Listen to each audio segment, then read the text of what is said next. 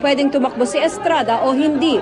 Inaasahan na raw ni Erap ang mga ganito pero tiwala siyang kwalipikado siya. Para sa unang balita, Tina Panganiban Perez reporting. Isang biyahe, 10 destinasyon, mga pinakamahihirap na lugar sa bansa. Isang camera, isang notebook. Magsisilbing boses ng ating mga kababayan. Makikinig kaya silang mga uupo matapos ang botohan? Totoong kwento, tunay na buhay. Samahan niyo kami sa biyaheng totoo. Nabubuhay sa dilema ang marami nating kababayan sa lalawigan ng Tawi-Tawi. Problema sa malaking bahagi ng probinsya ang kawalan ng kuryente. At dahil dyan, apektado tuloy ang buhay at ang paghahanap buhay ng mga taga roon. Sa aming paglalakbay, itinatali ng isang estudyante ang kanilang hinaing sa pag-asang matutugunan ito ng susunod na Pangulo. Narito ang biyaheng totoo ni Sandra Aguinaldo. Pang world class kung tutuusin ang mga baybayin ng Tawi-Tawi. Pumapangatlo sa buong bansa ang kanilang produksyon ng isda.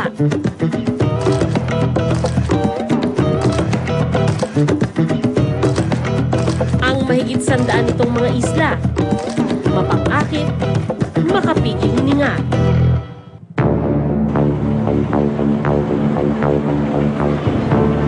Pero sa mga otoridad na rin mismo nang galing. Bawal mag-ikot dito ang mga gaya ko pag walang nakabantay na sundalo. Iwas kidnapping daw. Nang lumubog ang araw, tsaka tuluyang nagliwanag sa akin kung bakit nasasadlak pa rin sa dilim ang mga taga rito. Pagsapit kasi ng gabi, para na ring humihinto ang kanilang mundo.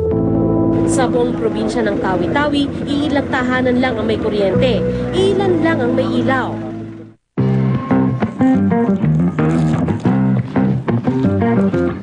Sa barangay Karungdong na matatagpuan mismo sa Kapitolyo ng Bungaw, marami ang gaya ni Lola ng kaya. Hello? Di pa nakakaranas ng kuryente sa tanang buhay niya. Presidente ng Pilipinas, kilala nyo? Di mahinda Marcos, mahinda makapagali. Di ko rakahati amadto, kanda ako makalakas pabunggo, di ako magpamaanak, apo ko na hadya. Mula kay Lola ng kaya hanggang sa kanyang mga apo, 3 henerasyong hindi man lang nakatikim ng ilaw sa gabi. Masakit daw para kay Lola na makita ang mga apo niyang nag-aaral sa dilim. Sinubukang idaan sa tawa ang kanyang pagkadismaya. Wala kayong magawa. Pero maya-maya pa, Naawa kayo sa kanila? Halong. Wala na mo pa sabi ko kulungan mga apo ko, lima minsan namin apo ko. Hapag tungar ang mga anak ko, kalasahan ko rakatan. ang apong si Norana, 3rd year high school na. Nasanay mang gumawa ng assignment na gasera lang ang tanglaw. Nangangarap pa rin isang araw, matitikman niya ang bagay na madalas na binabaliwala lang ng marami sa atin. Kaya sa walang kuryente, nahihirapan ako sa pag-aaral. Para kay Lola?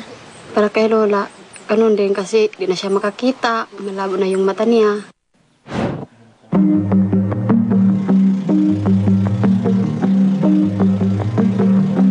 Binisita ko rin ang sitio si Timpa sa barangay Luok Pandan.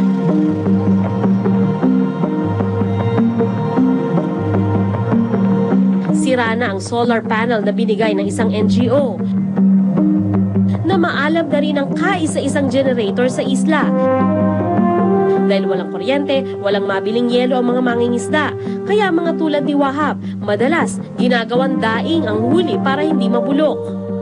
Bagamat patuloy na tumataas ang produksyon ng isda ng Tawi-Tawi mula 2001, bumabagal naman ang paglago ng kanilang industriya ng pangisdaan taon-taon. Aminado ang gobernador, malaking bagay ang kawalan ng kuryente kung bakit nahihirapang makaahon ang kanyang probinsya. Even for mga investor would like to invest in our province, one of the problem is power energy is mahal.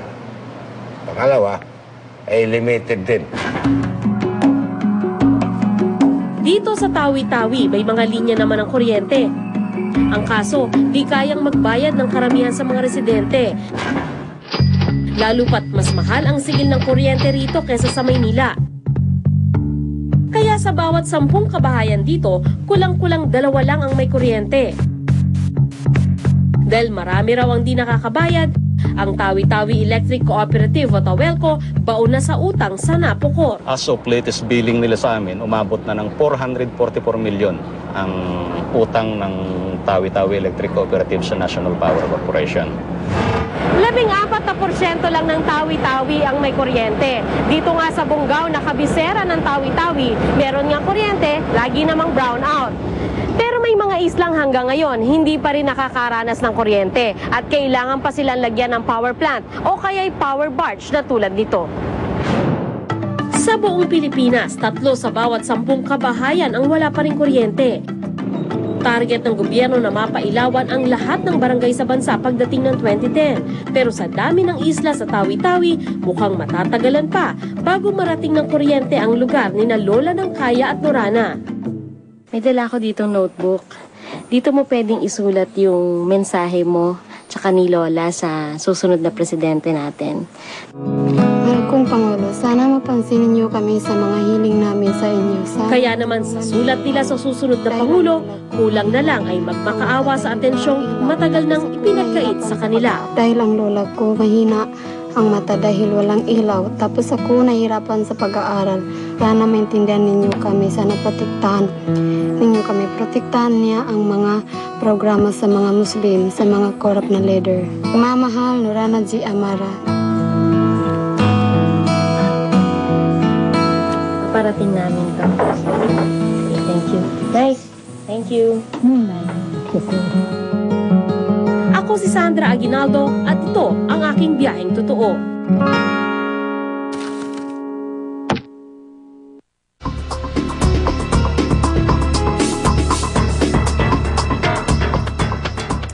Sa ibang balita, operator ng backhoe na naglibing sa mga biktima ng massacre sa Maguindanao, sumuko na daw sa militar. Pero iginit niya na hindi siya ang nagpatakbo ng backhoe nang gawin ang krimen. Darito ang exclusive report ni Chino Gaston. Siya si Efren Macanas, ang tunay na operator ng backhoe na nakita sa massacre site sa Ampatuan, Maguindanao. Mahigit 6 na araw na raw siyang nagtatago at tumuko na sa 27th Infantry Battalion ng Philippine Army. Pero mariing itinanggi ni Macanas na siyang naghukay ng pinaglibingan. Hindi rin daw siyang naglibing ng mga bangkay dahil hindi raw siya ang nagpatakbo nito noong araw na naganap ang massacre. Anong naisipan mo? Bakit pumunta ka dito sa Siyempre sa pakanang sir dahil may bali-balita ko, hanapin daw nila yung kuting operator talaga ng backhoe. Both side na makahanap sa magkikita sa akin. Kwento ni Efren, huli niyang ginamit ang backhoe sa quarry site sa bayan ng Datu Unsay noong November 21, 2 araw bago ang massacre. Dakong alas 7 pa lang daw ng umaga noong November 23, araw na naganap ang karumal-dumal na krimen, wala na raw ang backhoe sa Kapitolyo. Sabi raw sa kanya ng gwardiya sa gasolinahan kung saan nakaparada ang backhoe, dinala na raw ito ni Hamed De La Yuden noong November 22. Hinahanap pa ng mga pulis si De La Yuden, ang assistant operator ng backhoe at ang driver ng truck kung saan kinarga ang backhoe. tingin mo kaya niyang santuhin na gawin yung nangyari pagbabaon na gano'n? Siyempre, hindi naman siguro kagustuhan na magpatay ng tao. Itinurn over sa NBI si Macanas kasama ang mga membro ng kanyang pamilya. Nangako